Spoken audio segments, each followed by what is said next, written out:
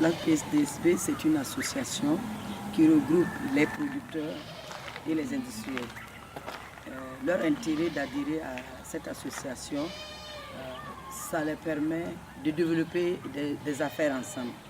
Les producteurs produisent, les industriels achètent et chacun y gagne. La PSDSB, c'est le cadre de concertation et surtout d'action des acteurs de la filière soja. Vous savez, ce qui nous a motivés à adhérer à cette association, c'est d'abord la démarche de structuration. Avant ça, nous étions des concurrents. Nous étions ensemble, sans se connaître. Étant dans la PSDB, on arrive à échanger, à discuter, même avant la production, et l'écoulement devient facile. C'est tout nouveau. En tant qu'OP, en tant que producteur, le fait de pouvoir arriver à élaborer un contrat ensemble, de parler avec les transformateurs, les industriels, avant même de produire, et de savoir que je suis en train de produire et j'ai déjà conclu un prix à l'avance.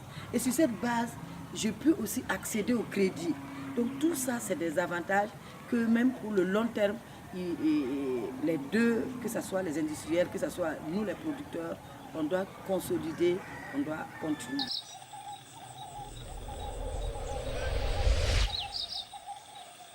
Le contrat de filière n'est pas un élément isolé de la structuration. C'est tout un processus de concertation et surtout de sensibilisation pour que chaque acteur comprenne qu'un contrat de filière n'est pas quelque chose de contraignant, mais plutôt une organisation, une structuration qui permet à tout un chacun, à travers un cahier de charges, à travers une charte, de jouer sa partition pour que tout le monde avance. Nous sommes tous des acteurs économiques avec des intérêts. Ce qu'on peut appeler divergence, c'est plutôt les intérêts de tout un chacun qu'il fallait concilier. Heureusement que Agropole s'est inscrit dans son appui technique, il s'est inscrit dans une approche de processus. Ce contrat de filière va sur la qualité, va sur les quantités à enlever, les périodicités, la répartition des quantités, pour aboutir finalement à un contrat qui lie les différentes parties.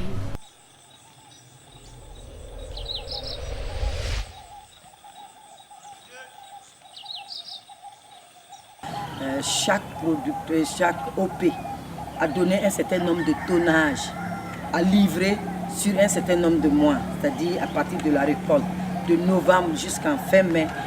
Et les industriels se sont engagés à enlever cette production.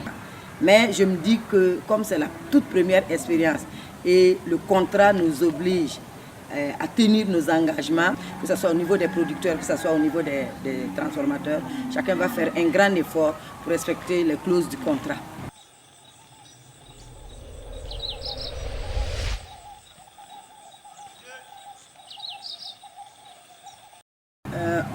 On s'est retrouvés d'abord pour discuter avant la production, pour s'entendre sur le prix à la récolte et calculer les producteurs à leur niveau, les industriels à leur niveau, et on est arrivé à discuter et à dire bon, si c'est ça, il nous faut effectivement aller au crédit. Il fallait arrêter quelque chose qui n'était pas, on n'était pas dans nos habitudes en tant que producteur. Alors que là, dans le contrat, il fallait s'entendre sur un prix, sur un certain nombre de mois. Mais ça a été très très houleux, et les débats ce jour-là, mais on y est arrivé quand même à s'entendre. Et on est arrivé aussi à adopter un prix commun, où de telle période, de novembre à mai, voilà le prix auquel, même s'il est vendu à tel prix au marché, nous n'allons pas tenir compte de ça.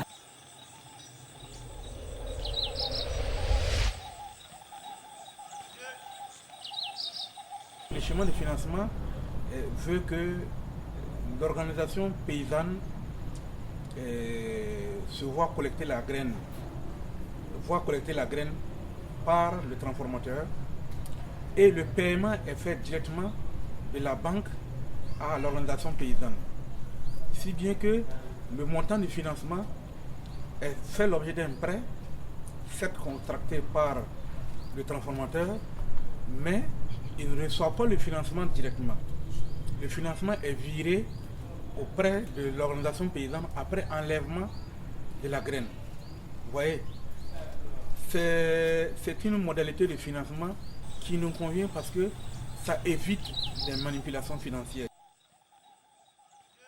C'est surtout pour la collecte, la mobilisation de la graine. Voilà, là, il y a déjà la Sofigib qui a mis la garantie. Il y a déjà 2 banques qui sont la Société Générale et également la BOA qui sont prêts à nous accompagner, ils sont prêts à nous financer. C'est-à-dire qu'ils financent nous les producteurs pour acheter la graine et ils financent les industriels. Quand on livre à l'industriel la graine et eux ils payent nos crédits et la banque prend son dû. L'année prochaine, c'est plutôt de le voir comme une filière très très porteuse et de pouvoir sensibiliser beaucoup de producteurs à y adhérer. Il faudra encadrer tout ce monde qui voudra adhérer pour permettre à l'association non seulement de grandir, mais aussi de perfectionner ses procédures, ses manières de faire, ses qualités et ses normes.